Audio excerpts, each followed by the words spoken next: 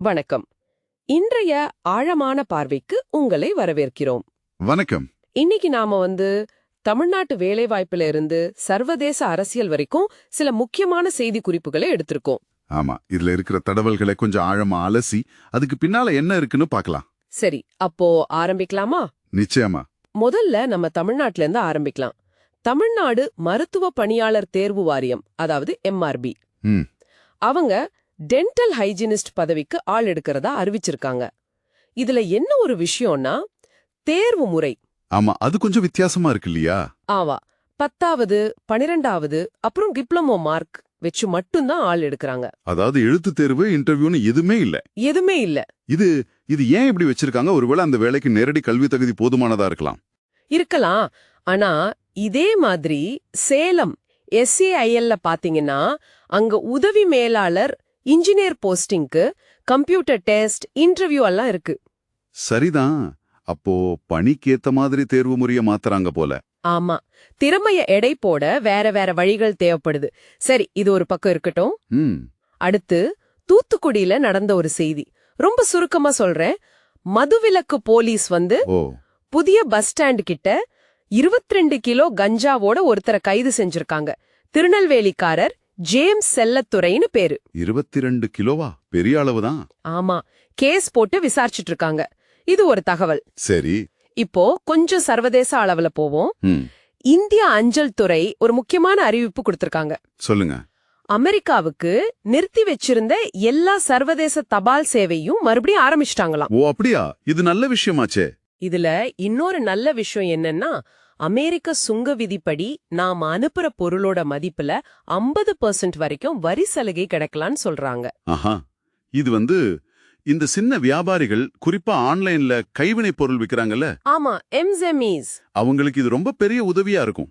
ஏன்னா குரியர்ல அனுப்புனா கூடுதல் வரி செலவு எல்லாம் வரும். சரிதான். தபால் சேவைனா அந்த செலவு குறைய வாய்ப்பு இருக்கு. இது ஒரு வகையில சர்வதேச வர்த்தகத்தை எப்படி சொல்றது, அடித்தட்டுல இருந்து ஊக்குவிக்கிற மாதிரி. கரெக்ட். சரி, இப்போ கொஞ்சம் பெரிய அரசியல் களத்துக்கு போலாமா? போலாம். அமெரிக்க அதிபர் ட்ரம்ப் சில கருத்துக்களை சொல்லியிருக்காரு.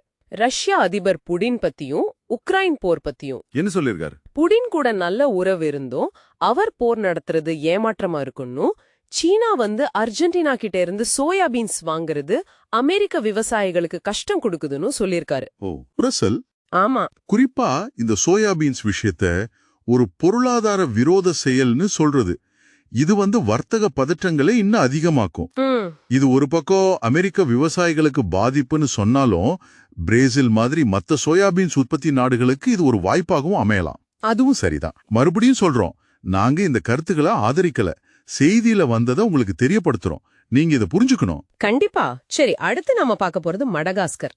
இந்திய பெருங்கடல்ல இருக்கிற தீவு. ஆமா, அங்க என்ன ஆச்சு? அங்க ஜென்சி இளைஞர்கள் ஆரம்பிச்ச போராட்டங்கள் பெருசாகி கடைசியில கேப்சாட் அப்படிங்கிற ஒரு சிறப்பு ராணுவ பிரிவு ஆட்சியை கைப்பற்றிட்டதா அறிவிச்சிருக்காங்க. ராணுவ ஆட்சி மாதிரி ஆயிடுச்சா? ஆமா, அதிபர் ஆண்ட்ரி ரஜோலினா பதவியிலிருந்து நீக்கப்பட்டதா சொல்றாங்க. ஆனா இன்னும் முழுசா உறுதிப்படுத்தப்படல. இதுல சுவாரஸ்யமான விஷயம் என்னன்னா, இந்த கேப்சாட் பிரிவு முன்னாடி அதிபருக்கு ஆதரவா இருந்ததா சொல்றாங்க. அப்படியா?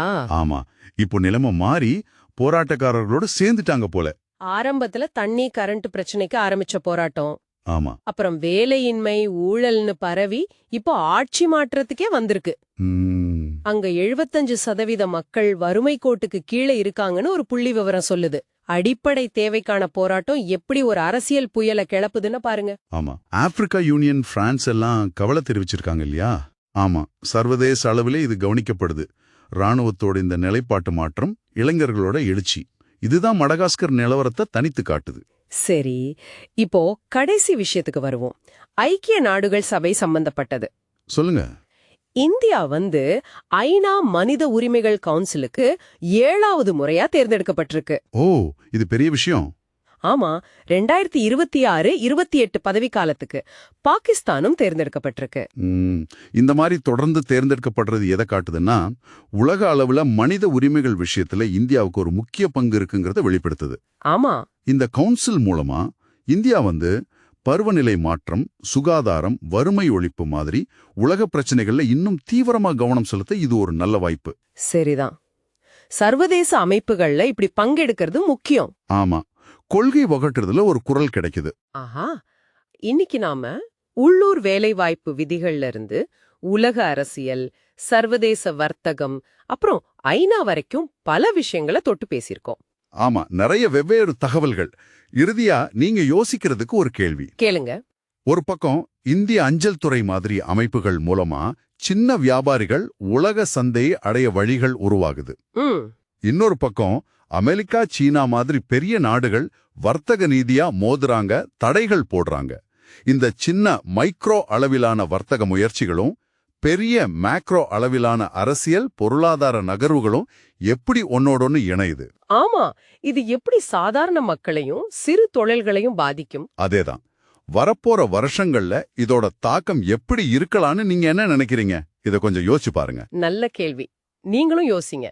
மீண்டும் அடுத்த ஆழமான பார்வையில் சந்திப்போம். நன்றி.